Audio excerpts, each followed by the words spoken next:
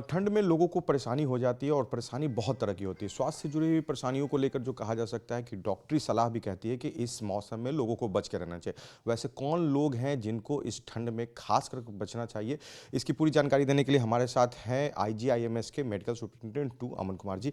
अमन sir से हम जानते हैं, डॉक्टर अमन सर से, कि सर ये जो ठंड का जो मौसम है और जो भी लगातार बढ़ती जा रही है, कैसे लोगों को सावधानी बरतनी चाहिए और क्या कुछ परहेज वो करें कि इस मौसम में जो है उनके स्वास्थ्य को ज़्यादा परेशानी ना हो और वो स्वस्थ रहते हुए अपनी दिनचर्या को करें।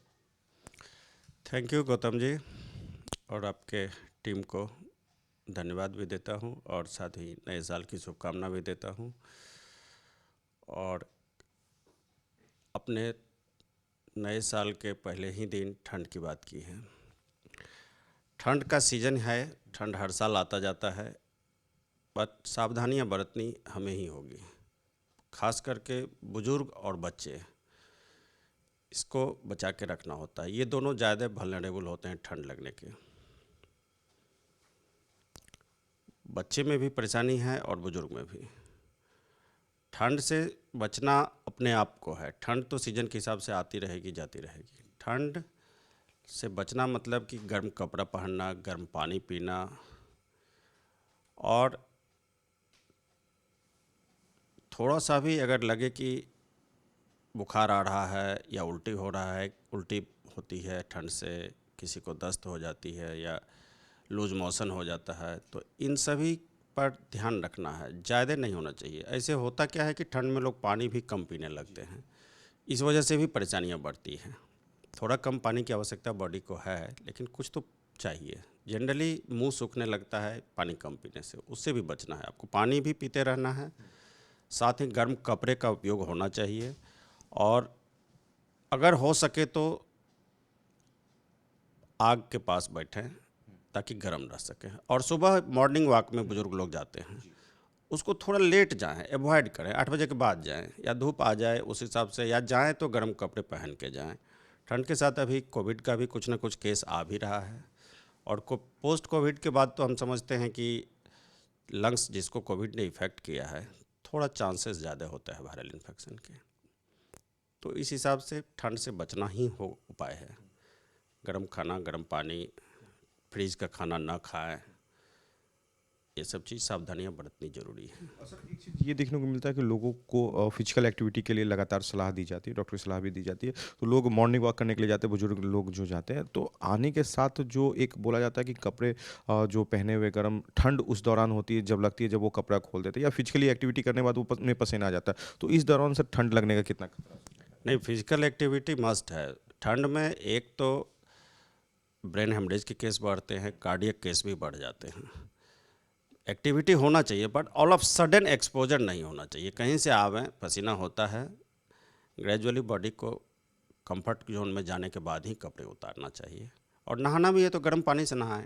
नहाना तो मस्ट है, नहाने से अच्छा है। ये नहीं कि ठंड हो गया तो अब नहाए ही नहीं, ये ज़रूरी चीज़ है और सावधानियां बरतनी होगी। कार्डियक पेशेंट के लिए सर इस मौसम में खतरे क्यों बढ़ जाते हैं? कारण क्या होता है?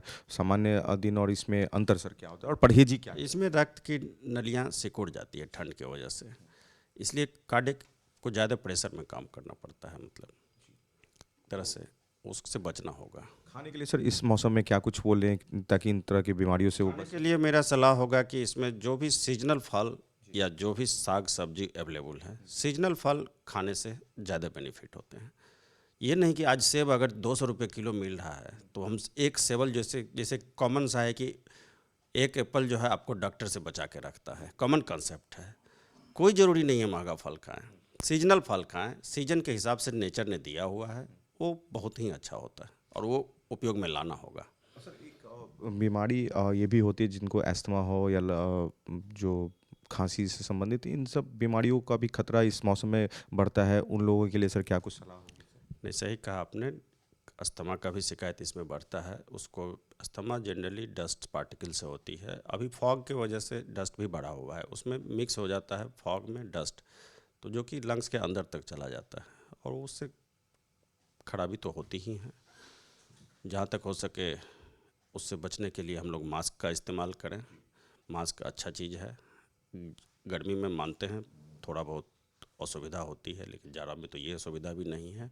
और डबल प्रोटेक्शन हो जाएगा इससे। तो ये सावधानी बरतनी चाहिए। एक एक चीज़ आखिरी सवाल भी मेरा हो, और लोगों को कैसे अगर वो डॉक्टरी सलाह नहीं लेते हैं, उन्हें कैसे समझ में आए कि उन्हें ठंड लग गई है या इस तरह की मौसम में उन्हें स्वास्थ्य से जुड़ी समस्या उत्पन्न होगी, क्या कुछ लक्षण होंगे इसके? कॉमन लक्षण आते हैं, या तो बुखार होती है, या उल्टी होती है, या लूज मोशन होते हैं, या पेट दर्द भी होते हैं। तो ये सब अगर आने पर डॉक्टरी सलाह अवश्य लें, अन्यथा दवा ना लें। चलिए देखिए, doctor Aman Kumar, medical superintendent to IGMS, इन्होंने बताया कि देखिए इस मौसम में वैसे मरीज जो कहीं ना कहीं लंग्स से ग्रसित बीमारियों से जो है वो परेशान है, या जो कहा जाता है कि हृदय रोग से जुड़े हुए बीमारियों से परेशान है, तो उन लोगों को खासकर परहेज रखना हो। वो बूढ़े और बुजुर्ग बच्चों को भी जो है जो कहा जा सकता है कि इस मौसम में जो कहा जा सकता है सावधानी विशेष बरतनी होगी, खान पान पर विशेष ध्यान रखना होगा, और साथ ही साथ परहेज जो मौसम से बचने को लेकर हो, उन तमाम चीज़ों को देखते हुए मौसम का आनंद लें, क्योंकि ये मौसम ठंड है, परेशानी आपको डाल सकते हैं, मगर परहेज जो है आपको इस मौसम में बीमार होने से बचा सकता है। इस समय कैंपस आनंद के साथ गौतम गौंड का न्यूज़ पटना।